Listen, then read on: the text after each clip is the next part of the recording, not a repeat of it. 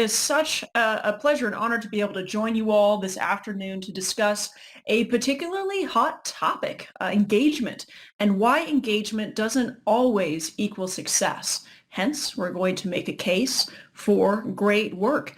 As mentioned, I'm Meghan Stettler, a director at the O.C. Tanner Institute, where our research and education on workplace culture, the employee experience, and recognition help employees and their organizations thrive.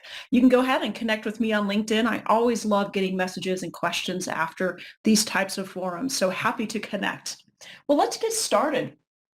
I think we can all agree that normalcy left the building with employees in March of 2020. And since that time, we've all experienced a series of health, economic, and social crises that have ultimately caused widespread fragmentation and disconnection, both across society and certainly within the workplace. And in response, a new landscape of work is emerging that has drastically changed everything.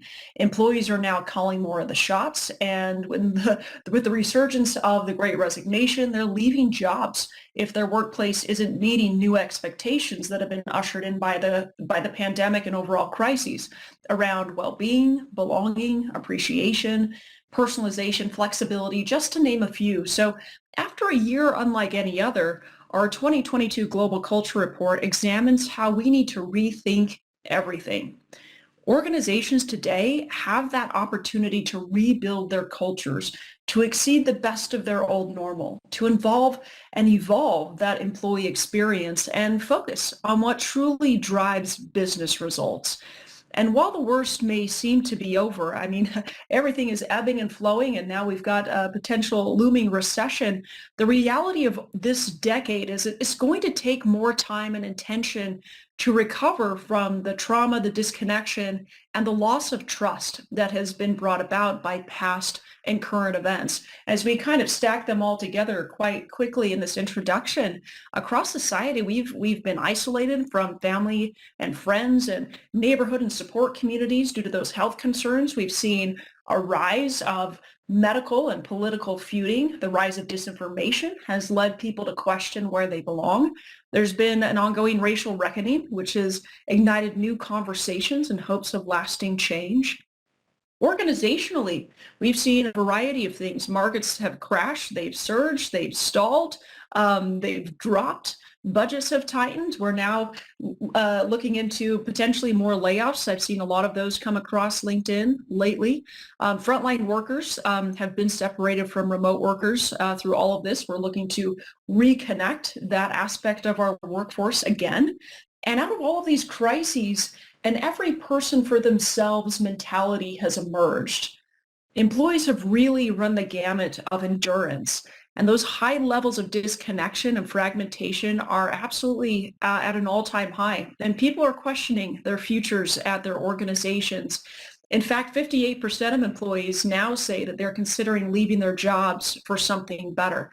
And when we ask them what could make work better for them, they said, we're all working long, hard hours. We need to be treated like a human and not a robot.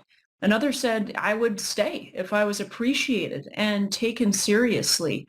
And even a third of people said that they would look for a position in a different field than the one that they currently work in because they don't find it necessarily meaningful and fulfilling. So we've got a lot to do to repair those lost connections and rebuild our cultures into places where people want to join, do great work, and stay. There are several challenges that are on the horizon as we seek to build that new workplace of the future, anything from adapting to the hybrid work model and really narrowing in and focusing on making that successful to creating new and meaningful employee experiences, improving employee interactions, recognition, and development, keeping people connected in changing times, and then focusing on what truly impacts business outcomes. Carefully considering each of these points and how they can uniquely apply to your organizations will help you prepare and succeed as we move out of this crisis and continue to evolve in this never-ending landscape of challenge. And we start refining a new culture where employees can thrive for years to come. Gary Beckstrand, the vice president of the O.C. Tanner Institute, says that organizations are still adapting to the sudden and substantive changes created by the crisis of 2020. Fortunately, as the dust continues to settle, opportunities to strengthen workplace culture are becoming easier to see. So let's talk about one key way to measure and strengthen workplace culture for the better. As you'll recall from a slide a couple slides ago, is we're focusing on what impacts business outcomes. So we'll begin by revisiting engagement and how we measure success coming out of this pandemic. Then we'll unpack the 5 personality types our research found to exist in organizations and the implications for their ability to be engaged and deliver great work. Lastly, we'll discover how leaders can make that critical shift from doers to influencers who build lasting connections and put their people in the best possible position to succeed. Then, as mentioned, we'll wrap up with questions and comments from all of you.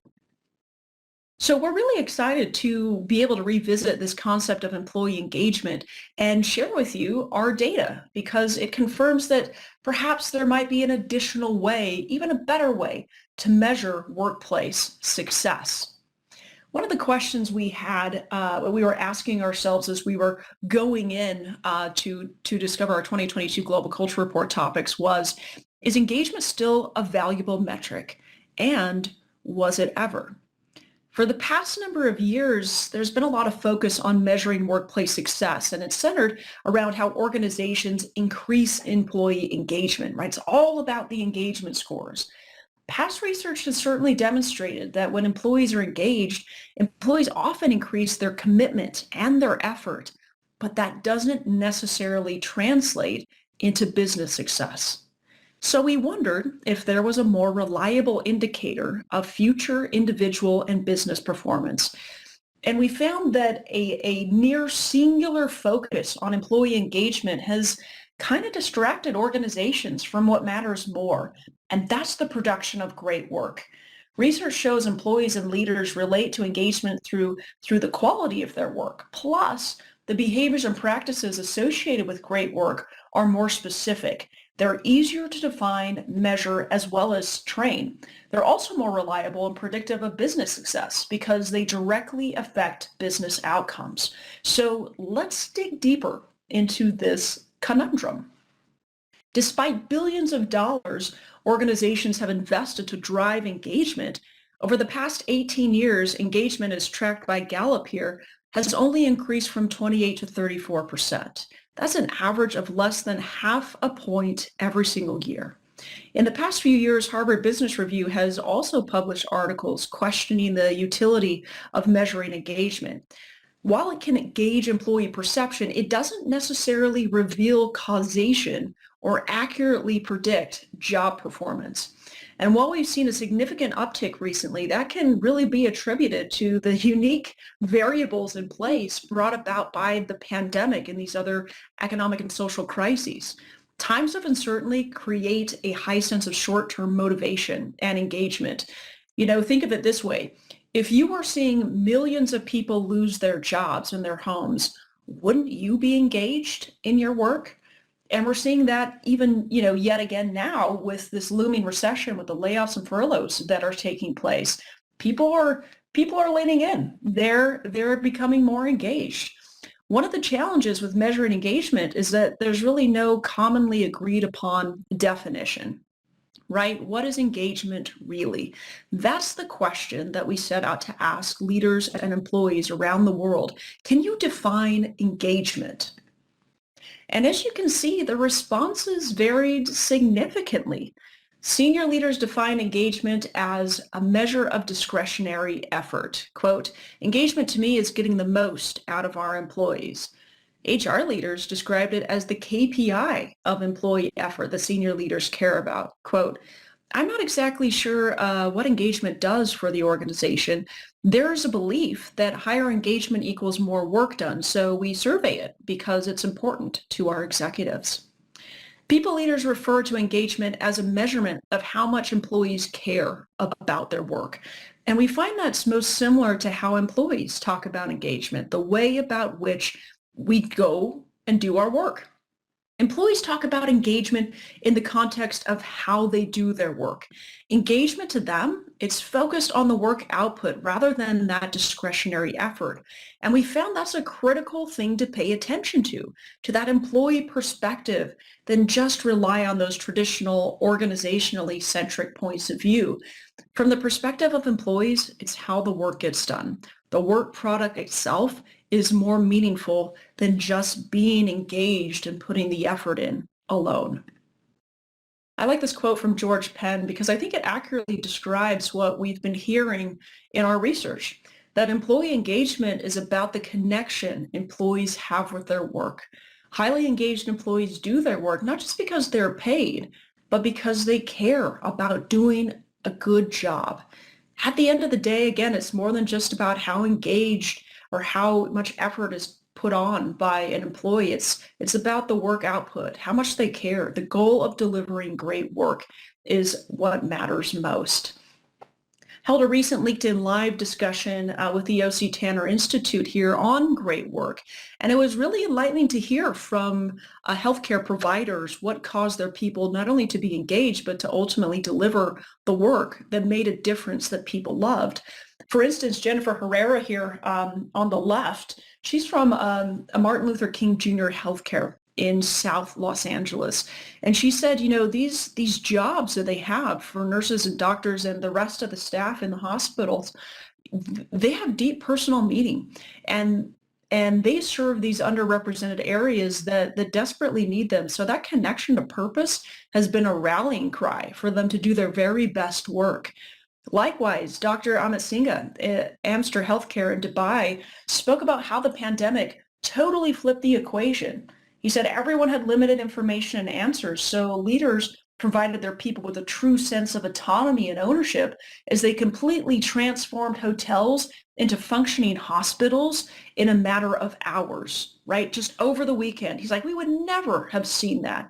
He said timelines were reduced, new leaders emerged, exceptional things happened that they never anticipated, all because their people had a personal connection to the work and they cared about doing a good job. He said here that, quote, we hadn't seen that kind of energy before, and that's the kind of energy that leadership has been dying to create over the last 100 years. I would say not just necessarily energy, but again, that connection and caring for that work output, ultimately saving lives. In the past, academic research has surfaced insights connecting different personality traits and engagement. This year, we assessed personality holistically rather than focusing only on a singular category of traits. Before we dove into the intricate quantitative work, we wanted to better understand how employees relate to engagement. And further, we wanted to understand what affected engagement for employees. And the results, I got to tell you, they were interesting. First, we found that certain subsets of employees describes themselves as naturally engaged. To them, it was innate. They were always engaged. It didn't matter what the organization did that they worked for. It didn't matter how their manager behaved. They really were just great performers, and they always sought to outperform and do better and better work. Second, we found another subset of employees who described themselves as conditionally engaged. The work they did, their manager, their organization, their customers, they all had varying effects on their self-assessed engagement level. And lastly, we found another subset of employees that readily admitted that being engaged was actually difficult for them. It required deliberate effort on the part of the leader, the team, and the organization. So out of that, our goal was to create a group of employee personas with distinct attributes.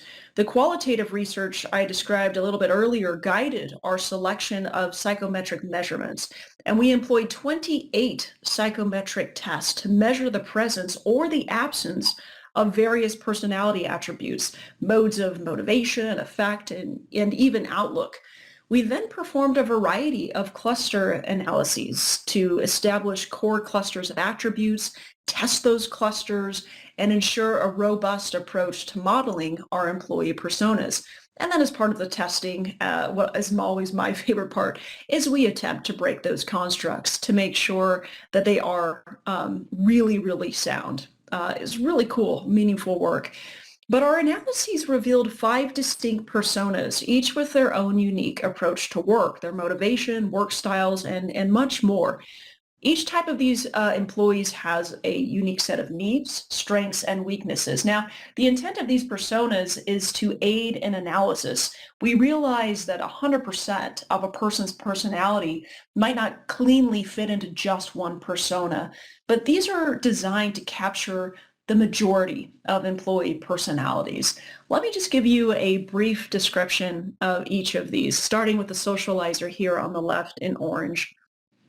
Socializers are natural connectors with the organization. They're outgoing, they're motivated by rewards and fun and interesting work. They're assertive, and sometimes that can be borderline aggressive for certain socializers. But they do have a self-esteem that is very positive. Taskers, they enjoy task-based work. They're very intentional with their work and they're very dedicated. Sometimes though they struggle with multiple projects as the tasks can kind of collide and cause greater stress. They're naturally more quiet and some taskers are more resistant to feedback, but rewards are a significant motivator. Their self-esteem seems to be a little bit more neutral. Builders in purple are warm, emotionally intelligent, and friendly individuals. They take a strategic view to their work. They're different from socializers in that they focus less on connection and they tend to be more goal-oriented. They're certainly resilient employees, but they can also be finicky about certain things within the workplace. They're one of 2 personas on this chart that exhibit a high probability of being a leader. Let's move over to the pink in coasters. Ah, the coaster. At their best, coasters exhibit a high degree of flexibility and work well within challenging work environments that don't have a lot of direction, right? Those ambiguous work environments. They can be very practical, though. They find hidden efficiencies within processes. At their worst, however, coasters can be the least productive and effective type of employee. They're naturally pessimistic and they're prone to stress, but they're primarily motivated by rewards and also by avoiding punishment. Now, our last persona is the achiever, and true to the name, achievers are primarily focused on achievement. They're high energy, and they can sometimes, though, be a bit tense, moody, obsessive about accomplishment. They're highly motivated by fun and interesting work and rewards. These employees are assertive, they're honest, and they're straightforward, but sometimes that can come across as abrasive.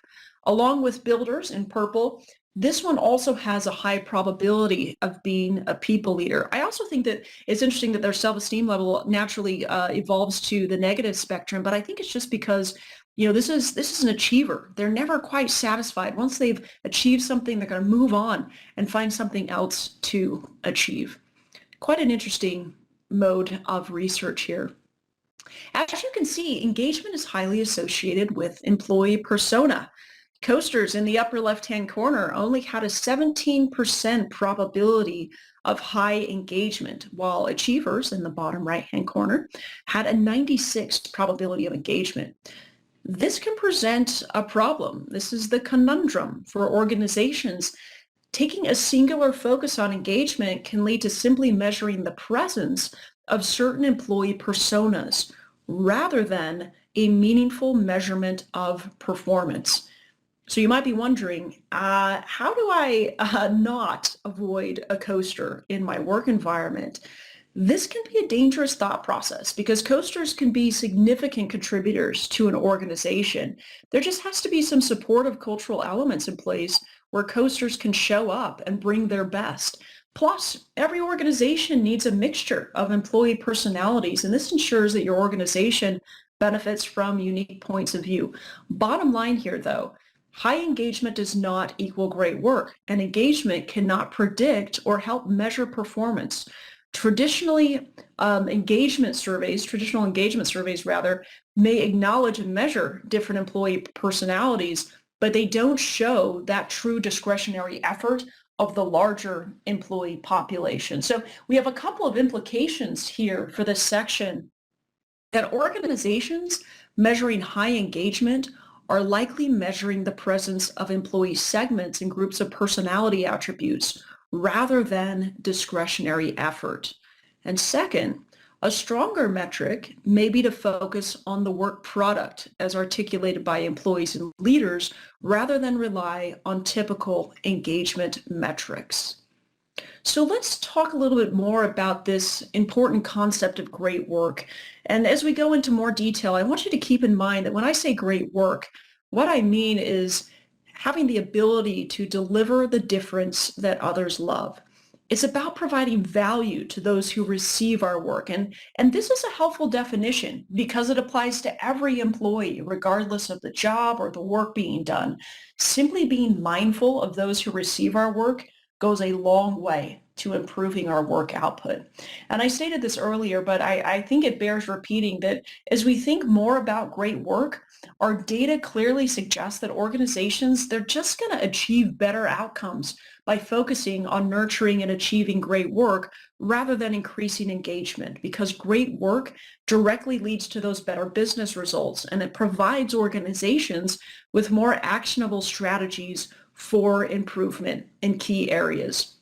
So what are those key areas and what are the components of great work? Well, a few years ago, the O.C. Tanner Institute uncovered the 5 behaviors that employees who consistently do great work demonstrate. First, they ask the right question. Great work begins when people ask how they can make a difference, whether it's to customers, clients, team members, or leaders. They think about improvements with that end recipient in mind. For example, how can a task, a process, or a product be made easier, faster, safer, better? Employees who master the skill tackle a specific problem. They consider what they're good at, and they imagine what others might love if anything was possible. Second, they go and see. Employees who do great work observe and examine from a variety of perspectives to see new possibilities. They look at what's being done now, how people experience it, and then they imagine what could be improved. They actually go and see how that work is received and used, whether that's visiting with a customer or standing on an assembly line or watching users interact with a product. They have a better idea of what's missing and the future that they can create because they actually see it for themselves. Third, they talk to an outer circle.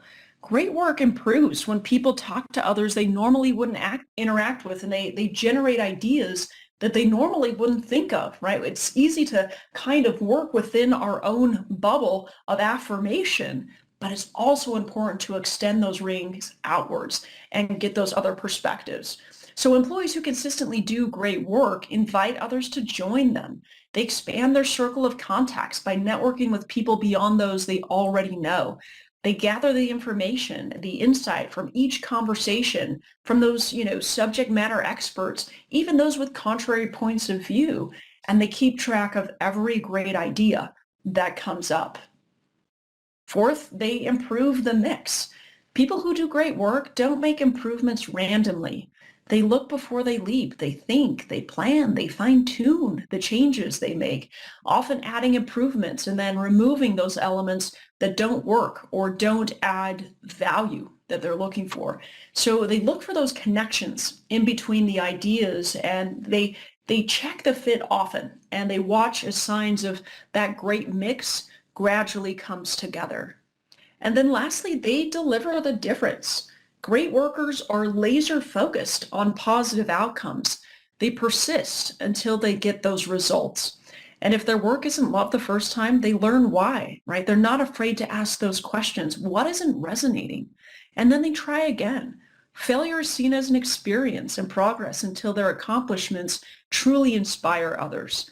People who deliver the difference, they've got to have tenacity and resilience to keep working until they know they've done something great. And then the cycle continues over and over and over again. It's all about delivering the difference that people love.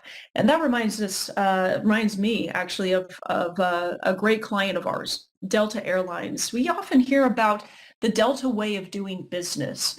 And if our, if we have some other attendees that have joined me for some other speeches, I love this story from Leslie. She's just a true reflection of that company's culture. She says, guess what I do? I clean aircrafts, and I'm not ashamed to admit that I'm a glorified trash lady. Guess what else? I'm still an important part of the operation, and my job matters. Triple exclamation mark. Until I start turning a wrench as a mechanic, which is her future career development path, I will go above and beyond regardless. I love my life and my job. You can see how connected and devoted she is to doing great work. She knows that her job matters deeply, that she's an integral part of the Delta way of doing business, that she's putting her whole heart and she cares in delivering her best work. But guess what? She's not the only one. Due to the great work of the organization's many employees, thousands of employees, the CEO Ed Bastian last fall announced that September had marked their first quarterly profits since the start of the pandemic, and that they had reached revenues that were 2/3 of the 2019 levels. And that was thanks to their industry-leading operational performance of their people. He said here, quote, I'm humbled by the passion, professionalism, and determination of my 75,000 Delta Airlines colleagues who have made this moment possible with their hard work and commitment to always put people first, even amid the challenges of the past 19 months. You can see from this example that when organizations build a people-first culture, they connect employees to what matters most, and then they let them deliver uniquely with autonomy, just like Delta does.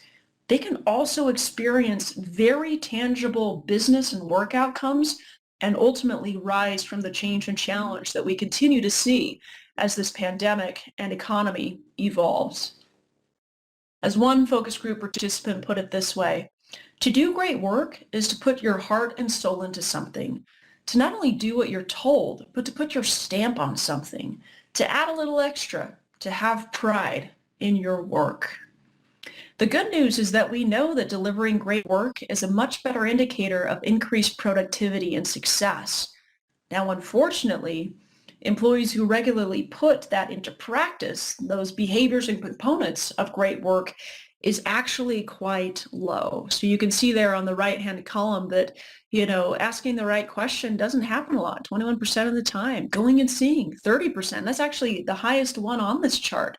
Being able to talk to an outer circle, only 20%. Improving the mix, 11%. And then delivering the difference, regular frequency of that is only 10% of the time. So as you go through and you look for areas and opportunities to narrow in on and improve, again, this is a great guiding principle for all of this, and where you can help connect people and help champion their growth and development towards great work. The probability, just like engagement, varies by employee persona, but it varies to a lesser extent when you compare that with engagement. This offers an organization, again, a novel way of supplementing their efforts around engagement with great work behaviors that are easier to target and train rather than being at the mercy of personality and disposition. We're going to be talking about the coaster coming up. So I want to call attention that, their probability of engagement is 17%, while their probability alone with no external factors is only 3%. Keep an eye on that. We found that when organizations adopt a narrower focus on engagement, though they still obtain some good results, but they might be leaving impact on the table. Great work can be that stepping stone to both greater engagement and higher business impact. You can see here, as you compare it, organizational growth, 91% increase with high engagement, but 109% increase with high great work. Layoffs, you experience less of those, but even more less layoffs, if that's stated correctly, under high great work, negative 38% probability. Revenue growth is also up higher under great work, as well as, this is the biggest one, innovation. And haven't we all needed an innovative workforce that's continually able to adjust and adapt and find new ways, better ways of working and producing in the middle of change and challenge. Again, that focus on great work can make all of the difference. So a few implications for this particular section. An approach focused on great work produces better business outcomes. Again, we're measuring, but to what end? Second, behavior and practices associated with great work are easier to define, they're easier to educate, and they're easier to measure. And lastly, organizations have left some significant impact on the table if they only focus on measuring engagement. Again, that discretionary effort rather than a predictor of business and performance outcomes. So keep that in mind. Well, we spent the first half of this speech kind of in nerd land, right? The data, the analysis, we're talking about engagement versus great work. So I want to give you a few insights around how to better influence great work at your organization. This is putting the data and the insights into motion. Our research continues to confirm, especially this year, that modern leadership is the foundation for positive employee experiences. We know this. Leaders have an enormous impact on how people view their culture and receive the culture. And that trickles down, of course, into the everyday employee experience, which is a collection of positive, negative, and neutral micro moments that we have coming at us every single day. We also discovered that modern leaders can significantly influence the production of great work among their team members. Modern leaders approach their leadership roles very differently from the bygone traditional leaders because rather than spending their time directing by doing the work, evaluating, keeping people on pins and needles, and gatekeeping against information and resources, they see themselves as mentors who coach intentionally to develop their people, their personal mastery inside, outside of work, and they work to connect them to information, to people, to resources that enable greater belonging and great work. Hence, we can see how employee personas tease out this nuance of modern leadership. Remind me that, or let's go back to that reminder slide where coasters only had a 3% probability of doing great work without the right cultural factors in place. Here, they see the biggest boost of anyone. Coasters see a 351% increased probability of great work. Socializers and achievers still see a considerable increase as well. Sometimes we see big numbers in the hundreds, and we forget that, a 20% increase can still be considerable. Think about inflation, right? 20%. That's been a big deal for all of us. And so those numbers, you can see that just focusing on that, it's a considerable increase. Modern leadership is also an effective modality for builders and taskers, but it just doesn't provide that huge incremental increase in great work production. It doesn't hinder them by any means, but these are self-motivated folks in many ways. I love this story from Joanne Hill at Aflac because it has shined the spotlight on the importance of knowing our people. That's a theme that we have had running throughout the pandemic. How do you know your people? This has afforded all of us the opportunity to ask questions like, how are you doing? With a real desire to know. And as leaders, we've had to develop a sensitive awareness and understanding of our people. So given the circumstances, the roles, the responsibility, the desire for growth, we can put them in the best possible position to succeed. That is all about modern leaders. Modern leaders communicate that they care about their people and they'll put them in the best possible position to succeed. That's why I love this example from Joanne Hill at Aflac. It really showcases how her boss built a great employee experience for her. She said that her leader, Brian, in this case, did something that many leaders miss. He took the time to find out what was important to her. People are different, so they really can't be managed the same way. And so by understanding Joanne's motivators, her challenges, her goals, he could tap into her potential and really be intentional in creating pathways for her to do great work. At the time, she was a single parent struggling to get her son to the doctor, athletic practices, and still meet some work deadlines. And, she told her boss, she said, listen, if you want to get the most out of me, find out what's important to me. I will exceed your expectations, but right now I need to get my son where he needs to be.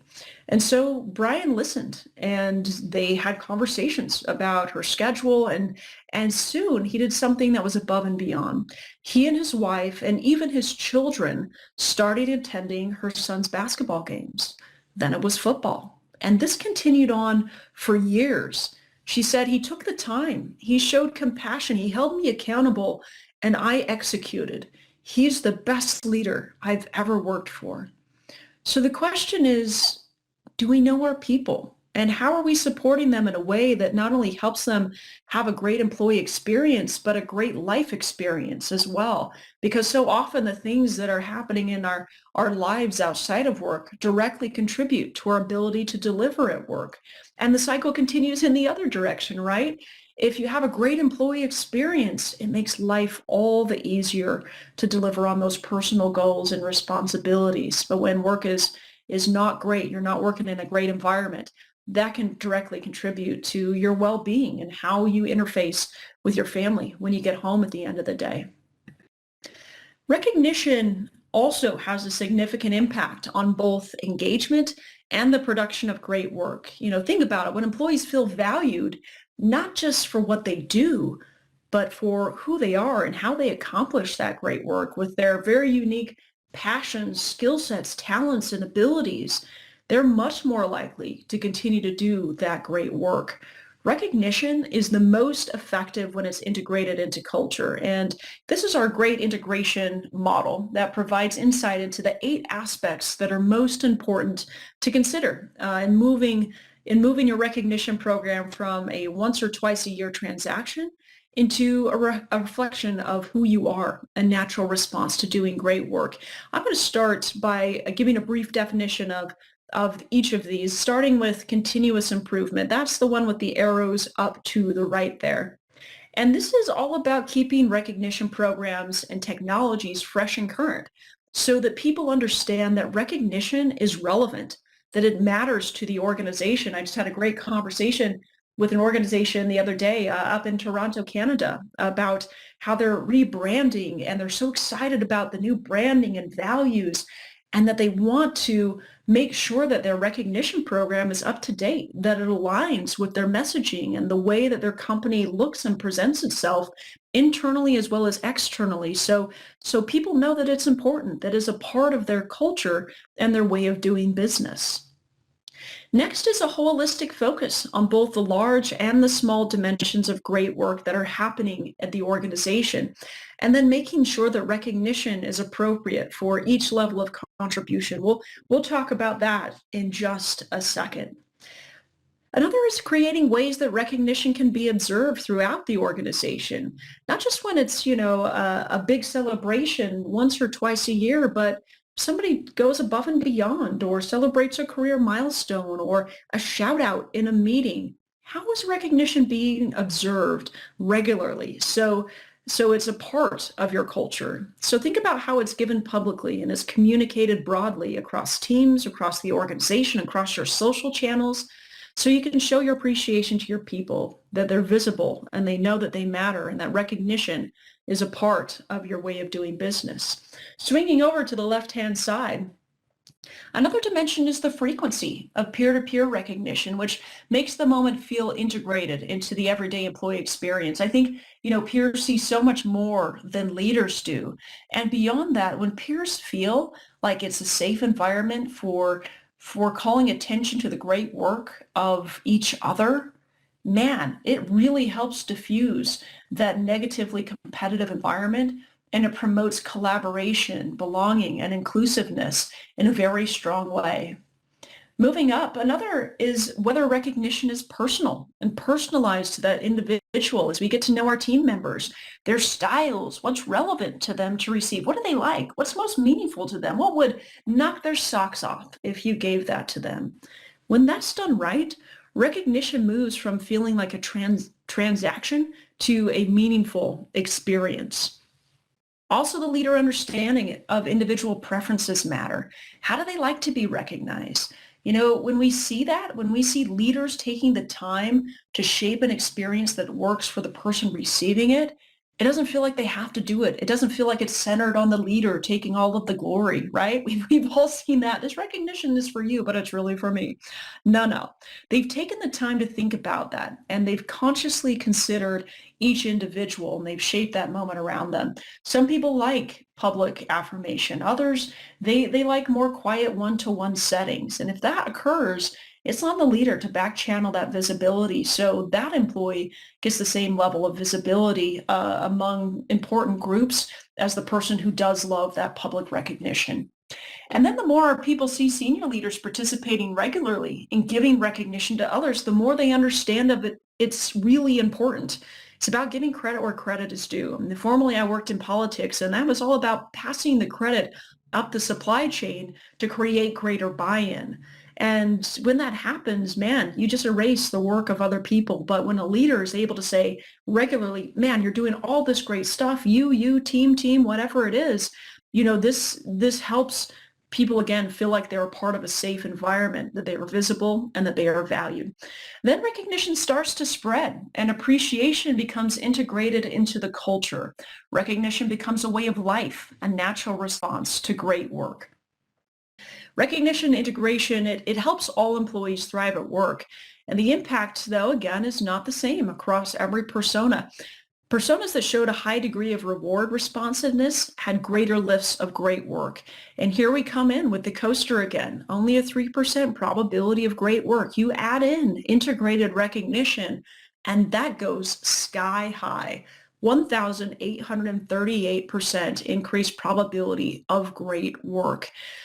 This helps everybody succeed. Truly the coaster, however. Along with this, not every employee wants to be recognized in the same way, right? We're talking about personalizing this experience. So as you talk to your people about, hey, what do I like? What really resonates with me? Here's some insights. Some groups such as socializers and achievers, they respond well to public recognition, while others, like taskers and coasters, they prefer smaller presentations. Achievers want recognition to connect them to purpose, and both builders and achievers like senior leaders to be part of that experience.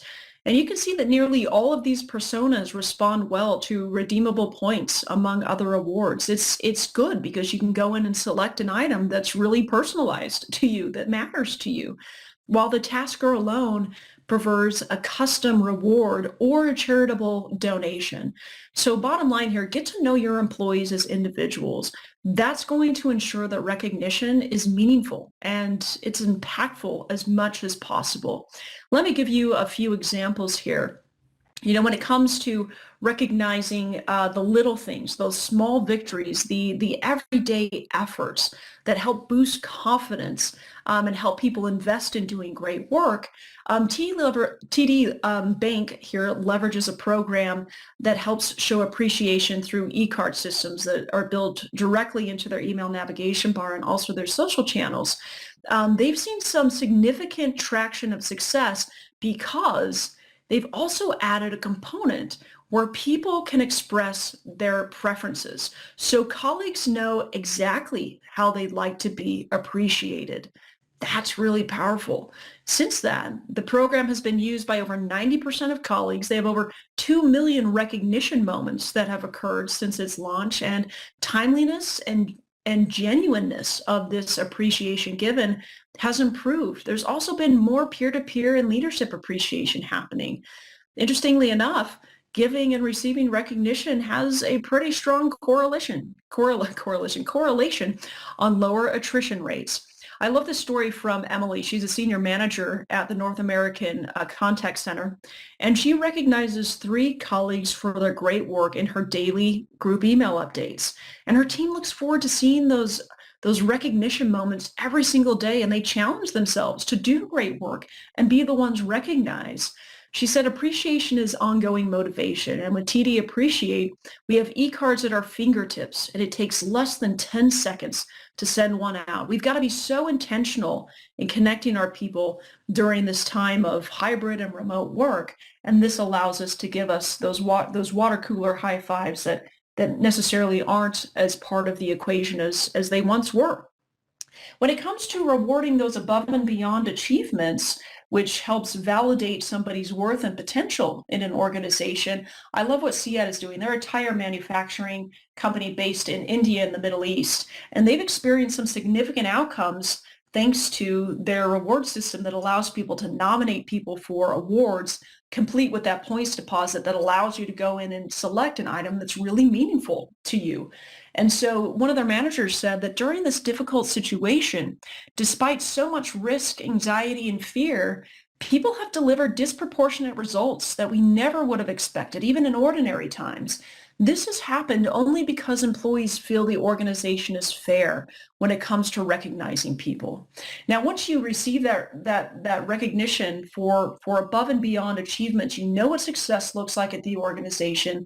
You want more and more. You love it. You feel it. And like Rohit says here, such gestures motivate you to go the extra mile than you can. The last area of recognition I want to call attention to is career celebrations. And there's really no better way to help retention than by celebrating at the 1, the 3, the 5, and every 5 years after that. That builds loyalty to the organization and to each other. A simple service awards program is shown to increase the average tenure of 2 years and up to 4 years if that program is excellent. Like St. Luke's here, they use a modern approach to anniversaries that provides a perfect mix of merchandise, memories, and symbolism to create a very personal event that's truly a career high. At the heart of it all is their innovative yearbook, which lets them crowdsource a joyful look back at all the reasons why a person belongs at that organization. You can see that with Sherry's comment here, that it's been a very rewarding 3 years. I've enjoyed partnering with so many colleagues who are making a positive difference in our team members' employee experience. It was such a treat to receive my anniversary yearbook with the most thoughtful and spot-on comments from friends and colleagues. From the Ron Swanson and Schitt's Creek gifts to photos from the good old days of events. Thank you for the kind words. I enjoy working with all of you. You can see that her team knows her. They've had conversations about what's important to her, what she loves to watch, right? This is a type of belonging that truly helps, again, increase those connections to one another and increases loyalty to each other in the organization. So they'll stick around and have the moments of building those friendships that ultimately develop into feelings of family. So as you look at the future of work and how you help produce great work, the big question to organization is how can you make recognition easy to do in the normal flow of work? Does your recognition program support plugins directly into your email and communication channels? Are you having apps that are updated and tied to your current branding and values? Do they have a social component that allows peers and leaders to comment, to recognize and celebrate every achievement, even from a distance? And do your programs offer a monetary component where employees are able to personally select an item that's most meaningful to them? Technology has really ensured that recognition doesn't need to fall to the wayside just because we're not in the same space anymore. And that ramification has brought about a reawakening, a new awakening, in fact, that has allowed organizations to continue to benefit from increased engagement and increased great work, despite all of the physical barriers that the pandemic has put on us. This notion of monetary component is particularly powerful because when employees were recognized with a monetary e-card, public recognition or monetary public recognition, they were 18 times more likely to produce great work in the future. That's huge. And this monetary component is enormous because without it, it's the same as not even giving recognition at all. Think about that. Even a micro monetary ingredient is highly effective. I love what Janet says from TD Bank that appreciation increases business value and is something so simple and so obvious yet so under practice.